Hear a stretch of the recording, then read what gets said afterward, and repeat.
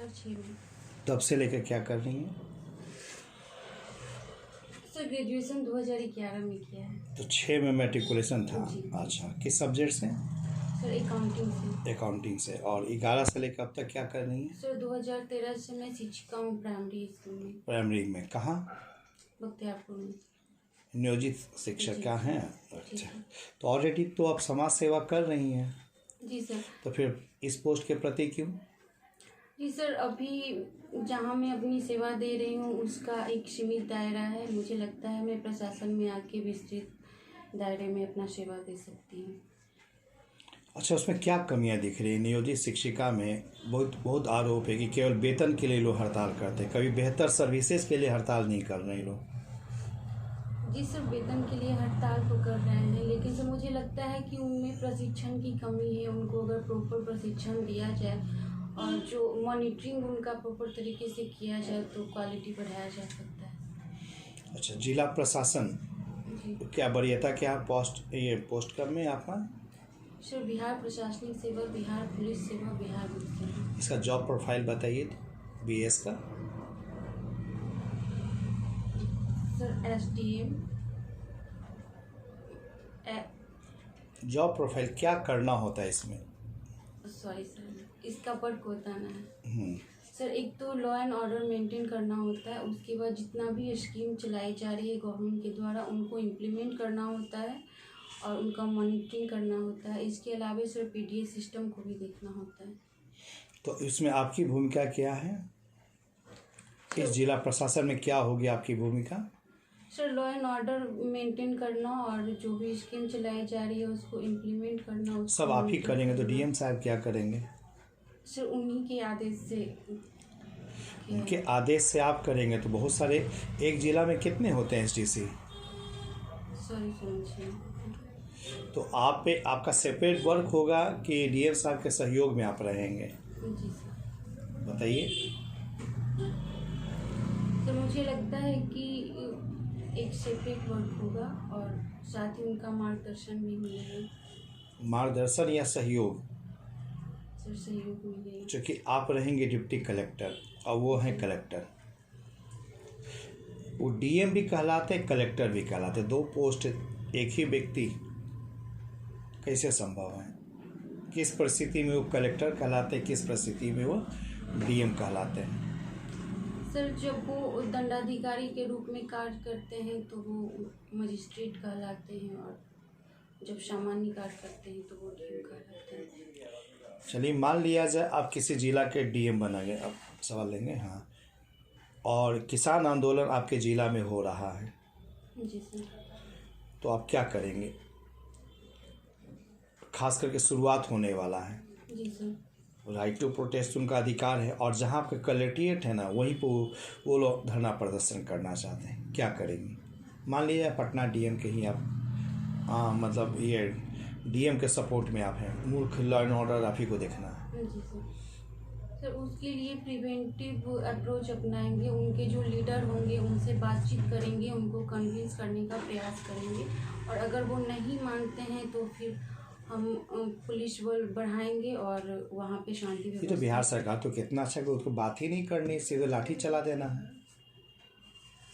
क्यों बात करें, क्यों टाइम वेस्ट करेंगे? तो लाठी, बिहार में तो देखो कोई आंदोलन होता है नहीं सर, मुझे लगता है कि बात करने से समस्या हल हो सकती है अगर वो समझ सकते हैं। नहीं, तभी तो आपने देखा नियोजित शिक्षिका पर भी आप लोग भी आंदोलन किए थे, दरोगा वाले अभ्यर्थी भी किए, जितने भी कहीं सुनते बिहार में धरना प्रदर्शन होता है।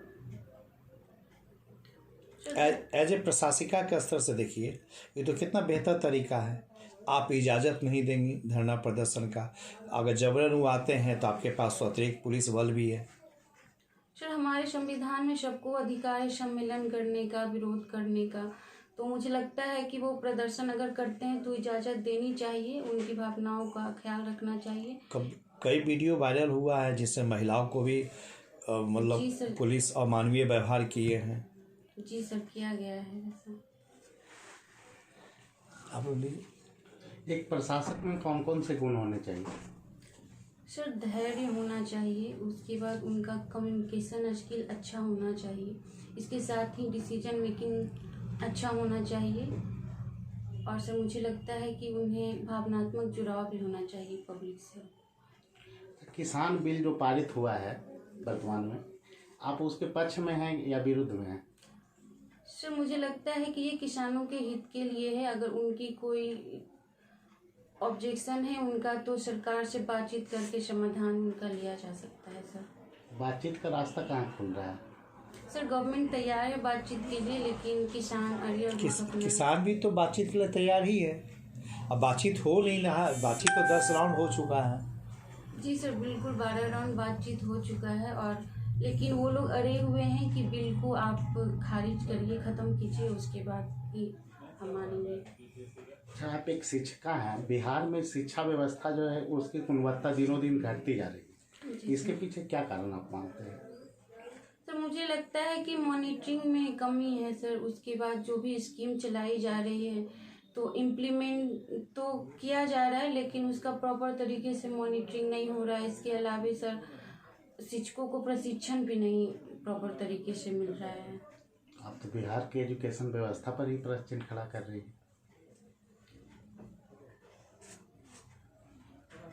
प्रशिक्षण नहीं मिल रहा है मतलब सरकार में दोष है, तभी ना प्रशिक्षण नहीं मिल रहा है। जी सर, जितना प्रशिक्षण मिलना चाहिए उतना नहीं मिल रहा है। तो आप लोग लिख के दिए हैं सरकार को, विभाग को, सरकार को? सर हम लोग से ऐसा कोई सुझाव मांगा नहीं गया है। अगर मांगा जाता है शिकायत आपकी है तो आप अपने स्तर से भी प्रयास कर सकती हैं। जी सर बिल्कुल आगे में करने का क्योंकि बिहार के विकास में आपका भी तो अमूल्य योगदान होना चाहिए।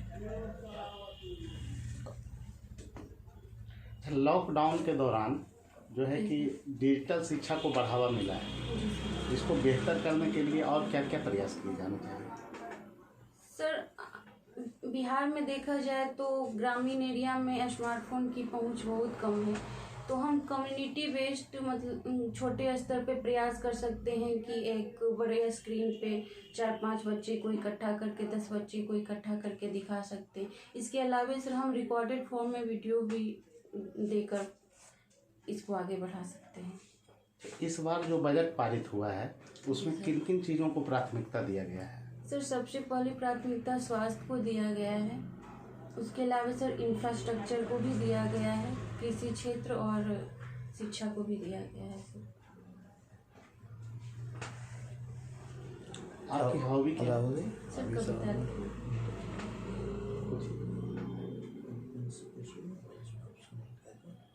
आपका ऑप्शनल क्या था? हिंदी भाषा और साहित्य। हिंदी भाषा। उसकी उपयोगिता क्या है प्रशासन में? सर बिहार में देखें तो सबसे पहले तो भाषा के स्तर पे उपयोगिता है। बिहार हिंदी भाषी राज्य है, तो हम लोगों से अच्छा कम्युनिकेशन स्थापित कर सकते हैं। इसके अलावा सर ये लोगों से भावनात्मक जुड़ाव भी उत्पन्न करता है, जो कि एक प्रशासक के लिए पॉजिटिव है। हिंदी का विकास संस्कृत से हुआ, जी सर। कंफर्म है?